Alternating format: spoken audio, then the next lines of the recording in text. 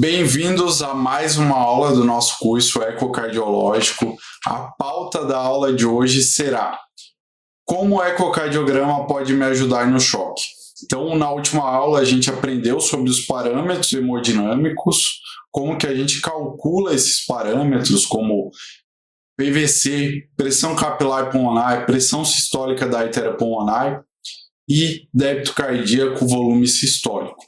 Hoje, nessa aula, basicamente, colocaremos esses dados para chegar a um diagnóstico. Então, o que a gente faz com esses dados e como que a gente chega ao diagnóstico do que o nosso paciente tem com base em alguns algoritmos. Então, uma aula fundamental, a gente usando o nosso método GTA, guiado, traduzido e aplicado. Então, vamos aplicar na prática agora justamente esses dados e por que eles são importantes. Então, começando com mais um caso clínico, mulher de 33 anos é trazida ao pronto-socorro por familiares. Ela estava bem pálida, sonolenta a ponto de não conseguir falar o que estava sentindo, né? Não a ponto de ser entubada, mas bem sonolenta, e a gente não conseguia extrair uma história fidedigna para chegar ao diagnóstico da nossa paciente com rebaixamento do nível de consciência, então. Sem história hemorrágica pregressa ou condições de hábitos de vida dignos de nota, e nos parâmetros objetivos do exame físico estava hipotensão com uma PM de 55, taquicárdica com frequência 110, saturando bem, saturando normal. Palidez mucocutânea importante, com turgência jugular e refluxo hepatojugular negativos. Agulhas cardíacas estavam normais, sem sopros, mas taquicárdicas, com enchimento capilar lentificado de 7 segundos. O aparelho respiratório normal, o abdômen doloroso, a palpação difusa com descompressão brusca negativa. E os membros inferiores sem edema. E aí, o que essa paciente tem? Então, essa é um caso que é bem comum na prática. Então, chega um paciente chocado que a gente não consegue extrair a história e a gente não sabe qual que é a causa do choque desse paciente, dessa paciente no caso.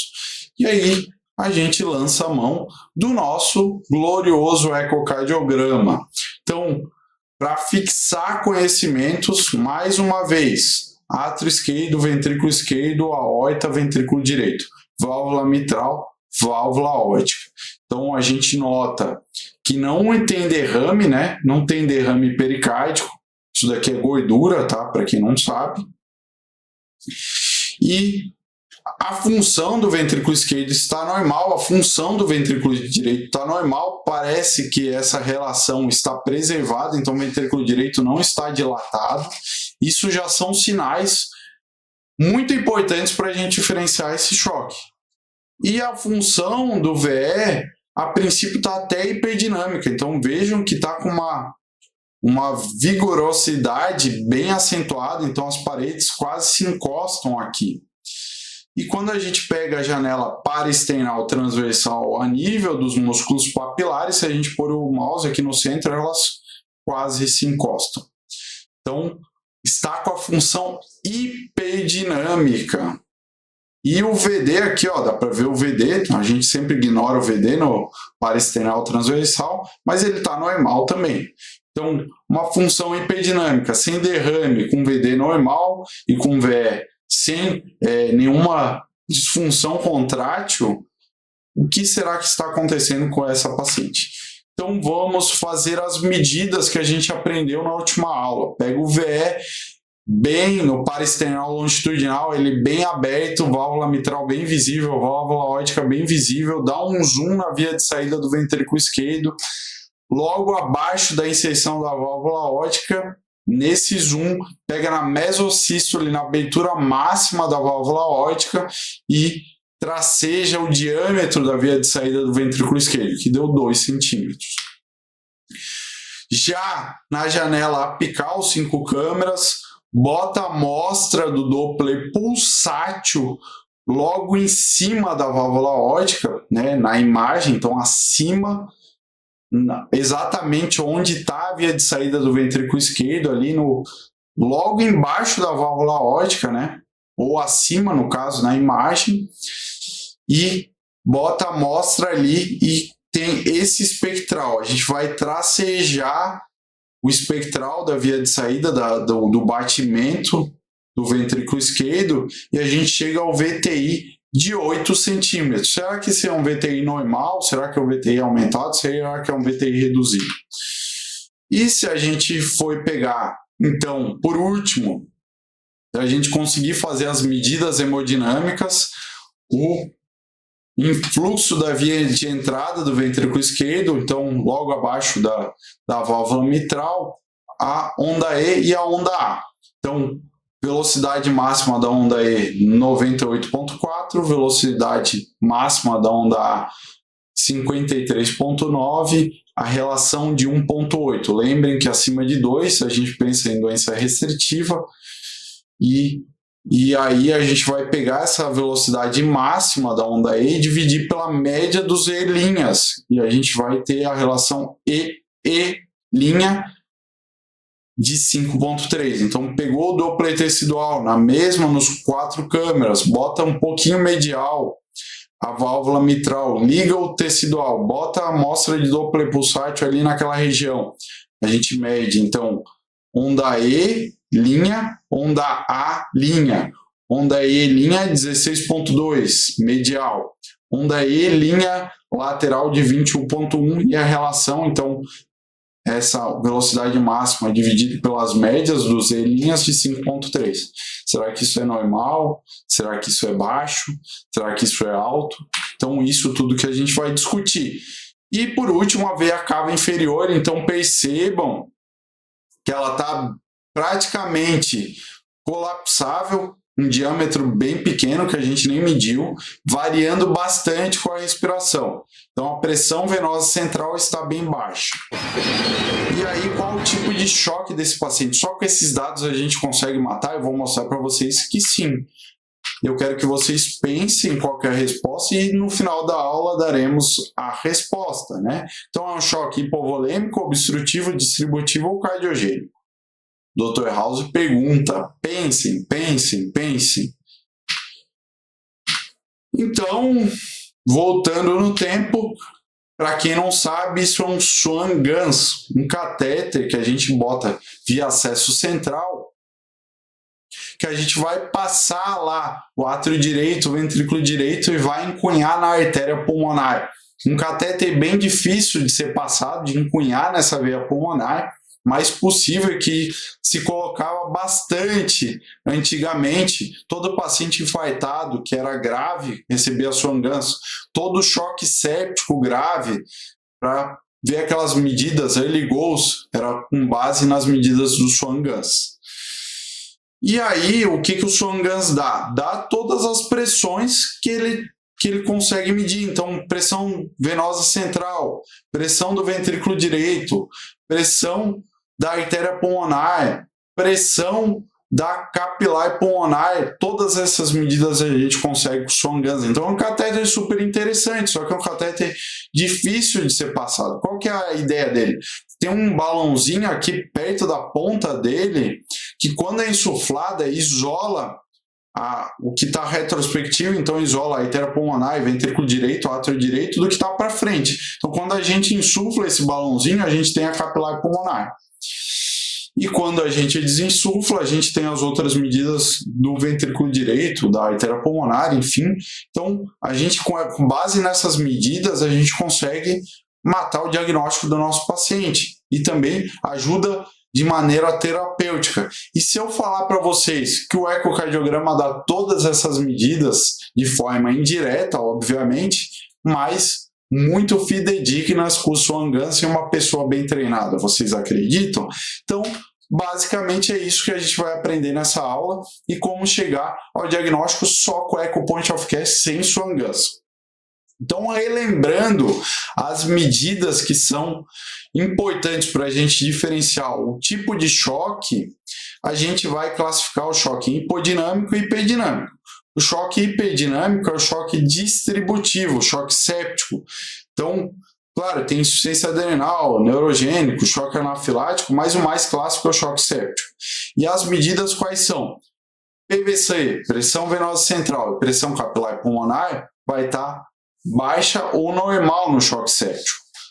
O débito cardíaco vai estar aumentado, então vai estar hiperdinâmico lá o débito cardíaco. Então vai ter um débito cardíaco bem alto, acima de 4,2. A resistência vascular sistêmica vai estar bem baixa, então tem bastante vasodilatação, tem bastante inflamação no corpo desse paciente, a resistência vascular sistêmica vai lá embaixo. E no choque hipodinâmico? No choque cardiogênico, a PVC e a pressão capilar pulmonar vão estar aumentadas. Porém, no infarto VD, não tem nada no lado esquerdo, então a capilar pulmonar vai estar normal e a PVC vai estar aumentada. Já o débito cardíaco baixo e a resistência vascular sistêmica aumentada, tanto no choque no infarto VD quanto no infarto clássico. E o choque hipovolêmico, PVC e pressão capilar pulmonar baixas, então diferente do choque cardiogênico, débito cardíaco baixo, resistência vascular sistêmica aumentada. No choque obstrutivo, tamponamento vai ser igual a um choque cardiogênico e o TEP vai ser igual a um infarto de VD, então PVC aumentada e capilar pulmonar normal. E o débito cardíaco vai estar baixo e a resistência vascular sistêmica vai estar aumentada. Então, esses dados não variam, o que variam são as pressões de enchimento, PVC e pressão capilar pulmonar. E aí, se a gente pegar os dados, quais são os valores de referência, qual que é o range, né, normal do débito cardíaco, por exemplo, 2,8 a 4,2. Isso é uma tabela do up-to-date. E uma medida bem importante que a gente sempre bate cabeça, né? Qual que é a resistência vascular sistêmica normal? Então, entre 900 e 1400, né? Então, algumas pressões são fundamentais e a gente precisa ter isso na cabeça. Qual que é a média da capilar pulmonar? 6 a 15, tá? O valor, o range normal. E aí, se a gente for aplicar com essas medidas num algoritmo bem simples, basicamente a gente vê se o débito cardíaco está alto ou está baixo, isso baseado no VTI. O VTI está aumentado, a gente vai pensar num choque distributivo, choque séptico. Não, o VTI está reduzido, a gente vai pensar em causas de choque hipodinâmico. Então, tamponamento, choque hipovolêmico, cardiogênico e também o TEP, né? Então, se tem um VTI baixo com derrame pericárdico, pensar em tamponamento.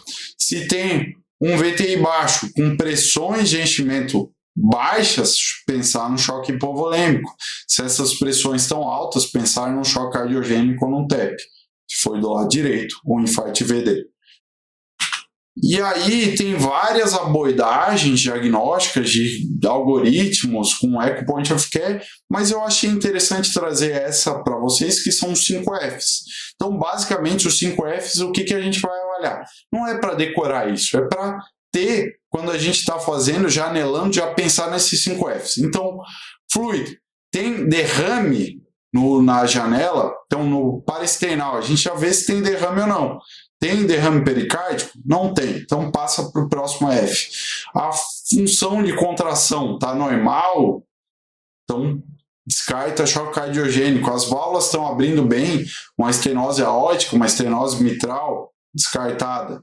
As paredes estão espessadas para o diagnóstico de uma doença restritiva.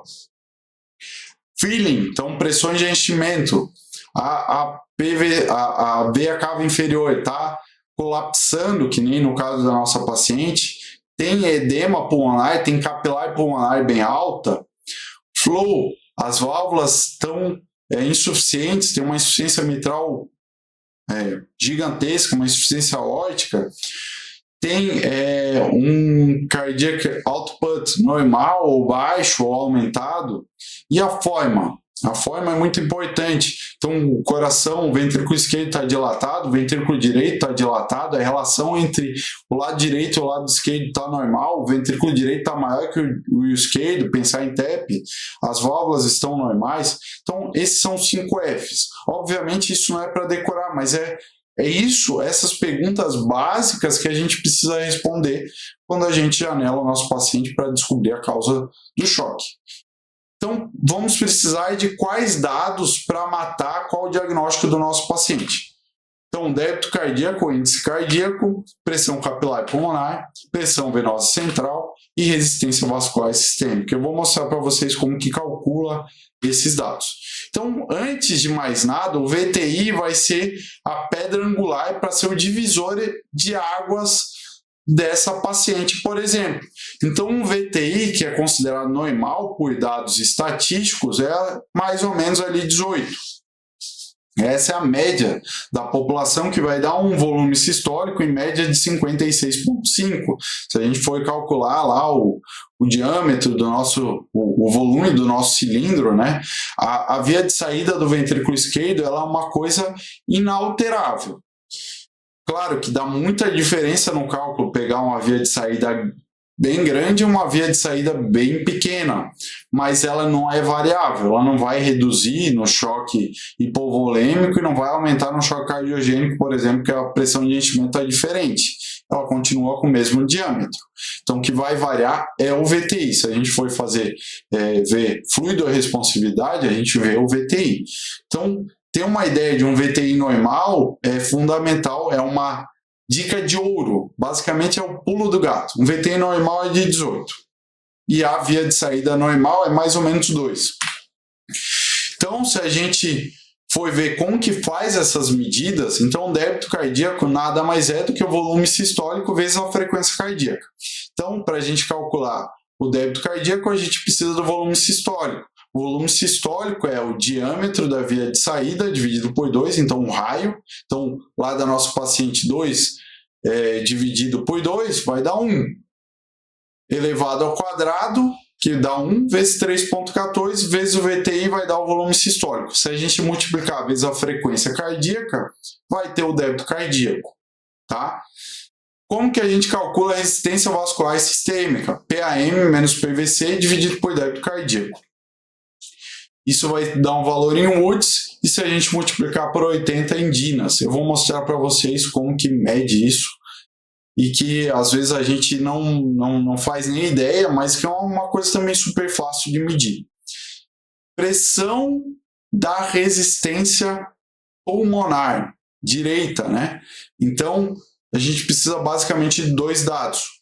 O VTI da via de saída do ventrículo direito e a velocidade do refluxo tricúspide, joga nessa fórmula e tem a resistência pulmonar.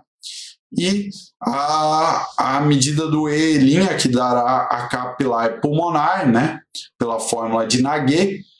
Então, 1,34 vezes a relação E' mais 1,9. Então, com esses dados, a gente mata qual que é o diagnóstico do nosso paciente. Eu falo com muita ênfase, mas é verdade. Parece absurdo, mas a gente precisa de poucas medidas para isso. E a gente tem um Swan-Ganz disponível, fácil. Por que a gente não pode aprender isso, né? Então, PA, pelo Guyton, PA igual a débito cardíaco vezes resistência vascular sistêmica. Então, pressão arterial, débito cardíaco, resistência vascular sistêmica. Como que a gente calcula a resistência vascular sistêmica? A gente isola a resistência vascular sistêmica e vai ter que PAM menos PVC dividido por débito cardíaco dá a resistência vascular sistêmica. E aí o valor vai ser em Woods.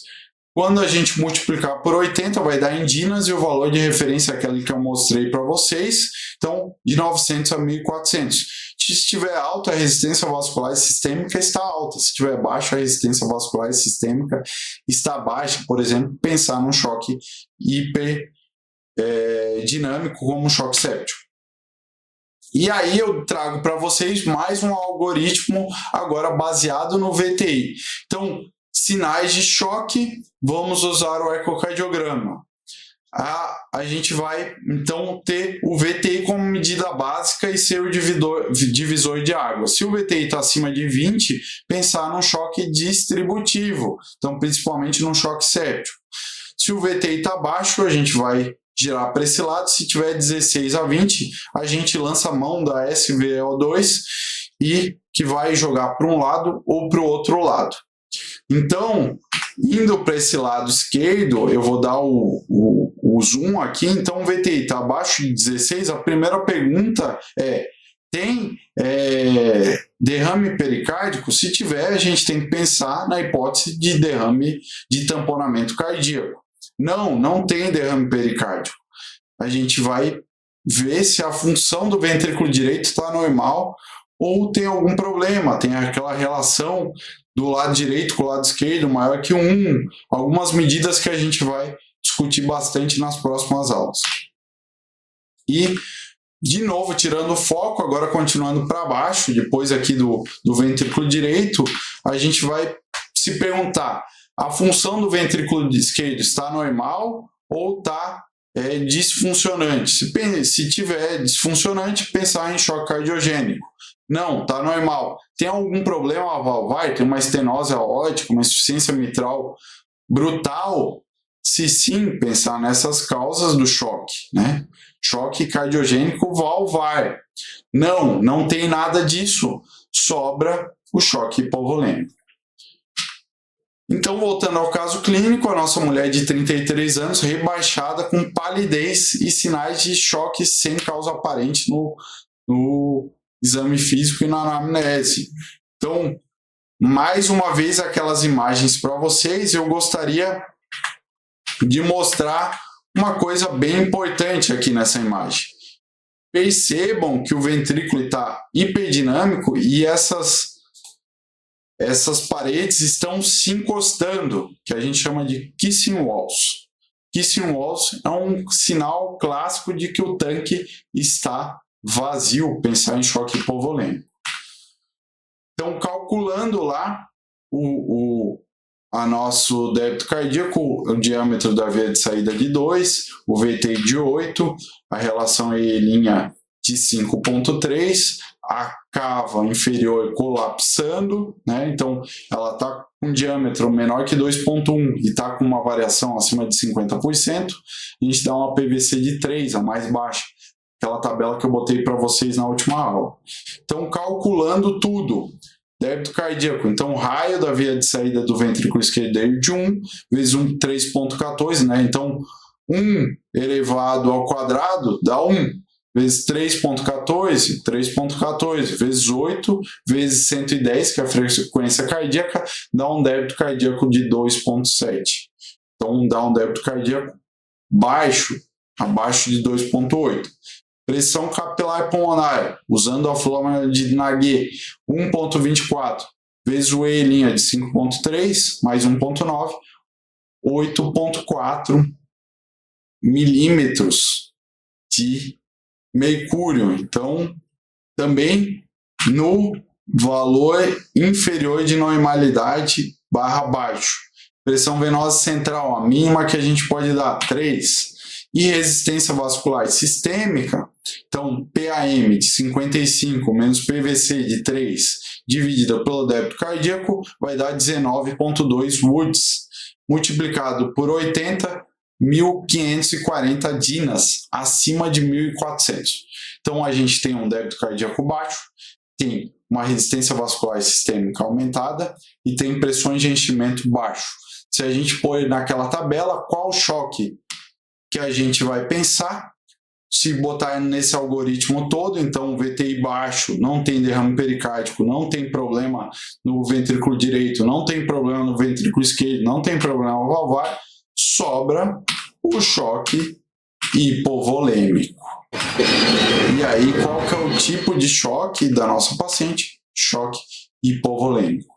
Então, juntando todos os dados, o eco pode nos dar informações importantes. Então, se a gente usa essa ferramenta, a gente já pode começar a dar volume ou pensar em transfundir essa paciente, porque provavelmente ela deve estar sangrando pela barriga, né?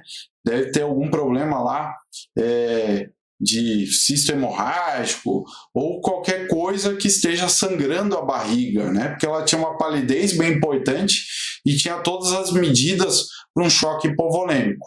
Então, já nos guia terapêutica, começar a dar volume, pensar, coletar exame, já pensando em transfundir e chamar o cirurgião ou pedir uma tomografia de abdômen para ver o que está acontecendo na barriga dessa paciente. Então, o que eu devo saber depois dessa aula? Saber diferenciar os 5 Fs. Basicamente, os 5 Fs é ter aquela análise subjetiva do que a gente precisa avaliar no choque e usar essas medidas que a gente aprendeu e botar no algoritmo e pensar. Basicamente, é bem simples, não precisa ficar é para cá, para lá. É bem simples e que nos ajuda bastante na prática. Então, construindo conhecimentos, aula que é mais puxadinha assim em cálculo matemático, mas que vai ser fundamental na nossa prática clínica e vocês vão perceber que faz muita diferença quando a gente está vendido no pronto-socorro, chega um paciente que a gente não faz a mínima ideia do que esteja acontecendo, que acontece isso frequentemente. O eco pode ser uma ferramenta super valiosa. Maravilha! Mais uma aula, revisem todas as aulas anteriores e vamos passo a passo no nosso método GTA. Valeu!